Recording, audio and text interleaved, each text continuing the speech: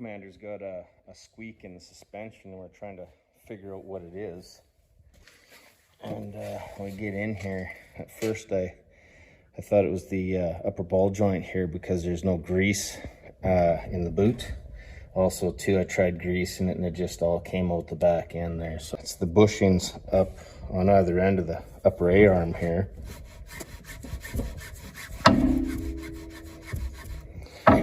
You can kind of hear the noise, and obviously with the vehicle sitting on the ground and turning the steering wheel, and also too, it only happened when you were turning right for some reason, and so that's what, and the noise is coming from the right side of the vehicle. So that's what where we're at. I'm going to take this out, take a look in there. I think that those rubbers are failed. It's split, and the inside bushing is loose. If I wanted to, I could probably push that right out of there with not too much effort.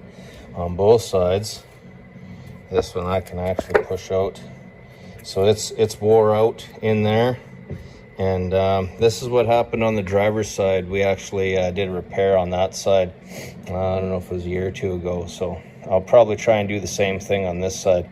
After we get everything all sorted out here, we find out that the upper ball joint is actually good.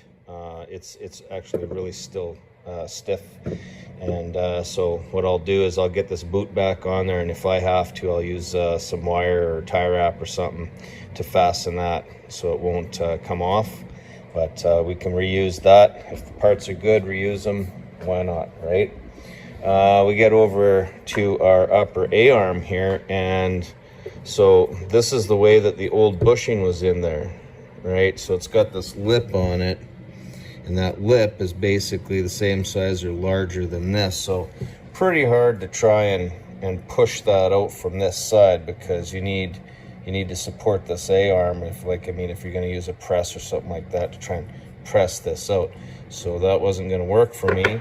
So what I ended up doing was that we got these inside pieces came out by hand fairly easy. So then what I did was I just used the pencil grinder, and I just kind of chewed the bottom of that until it touched in here, and now it was easy to bang out of there. So that was the method I used to get that out. Just remove enough material to break it, and then you can shove it out, knock it out of the A-arm. So this is what we're going to reuse these, and then we got to build our new bushings like we did last year. So first thing I did was I went down and I got myself these are 1-inch pipes. So I get a couple of these. Make sure you get the black iron ones. You don't want the cheap kind of white iron ones that they got now. Get a good one. And then this is about roughly 30 to 40 thou undersize. So what I did was just run a bunch of beads on this thing with the welder, and then gonna turn it down to size. And then we need the rubber, so I just went and got myself a couple hockey pucks here, hole saw, drill those out, and then we'll machine those to size. So we're gonna go with an interference fit that's going to fit inside of our pipe nipple here.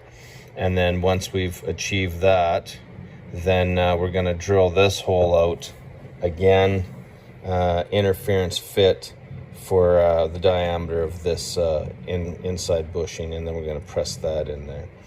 And I'm just gonna make these, when I turn this down, I'm just gonna make it size for size to fit inside.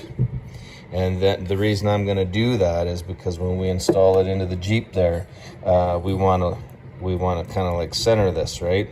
So we're gonna center it, and then what I'll do is I'm just gonna put a couple tack welds on there, nothing too much because I don't want to damage the rubber, and it's just enough to kind of hold it to where it needs to be for installation, and then we bolt her back in and everything's good. After welding up that nipple there, we machined it down to size, and I wanted just a little bit of a either size on size or a little bit of an interference fit. and on this side it ends up sliding through, and then on this side not so much. It's interference there. So it is what it is. That's what we're dealing with, and that's the size of our outside part of the bushing there. And then I got my little jig here, and I put my rubbers on there to machine them down. And I'm going with about a 30 thou interference fit. And that 30 thou interference fit, because you got this hole drilled in the middle, when you take these two rubbers and you press them in on both sides, and I'll just put them in the vise when I do that. I'll just close the vise and press those rubbers in. These are size on size, that's why I'm able to do that by hand.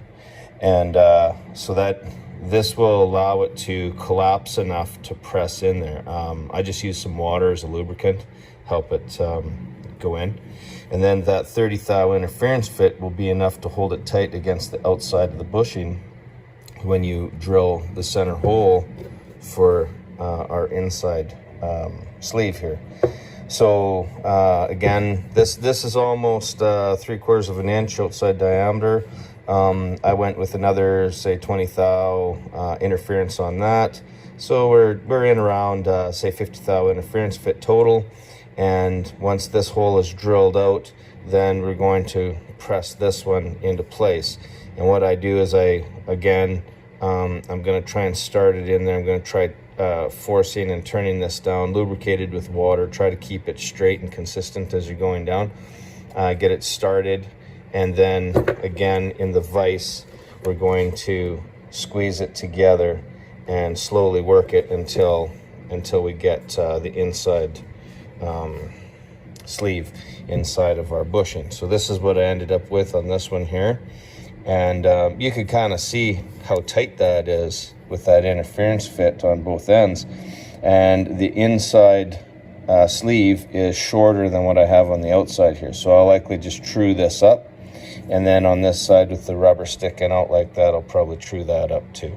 And so those are going to be the replacement bushings to put into our A-arm here. Ended up machining the ends of the bushing, and then I went and fitted into the Jeep, and then I tack welded these bushings in place. Try to be quick about it and cool them down so it doesn't compromise our rubber there.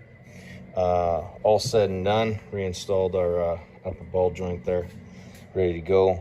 All said and done, I think what I would do is take what I learned from this and get some proper material from the welding shop so that we can machine this true, and maybe some polyurethane instead of some pucks, and machine that out, and hopefully it might be a little different experience there using that material. And it might, I'm thinking that it'll probably last longer. We'll find out how long this will last. Here it is installed just like the other side, and all that's left to do is to put in the splash shield there, the wheel well, and we get that fastened in there, throw the tire back on, and it's good.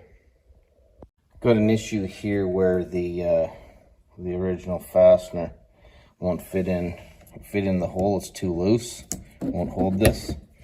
So what I'm opting for is a one of these metal ones with a screw. Hopefully we can fix that. And that's for a couple of these, like, it's not holding, so we want to try and switch that over. Maybe we can get them to fasten better. This is where we put them two fasteners on the front. Up here, these are still holding, so we didn't bother with those. So we got a couple there. Now this is good and tight. It's not going to rattle or come loose. And then on the other side here at the mud flap, we put all new fasteners in here too. So after changing our bushings in there, which needed to be changed, and checking out the upper ball joint and reinstalling it, we still have our squeaking noise.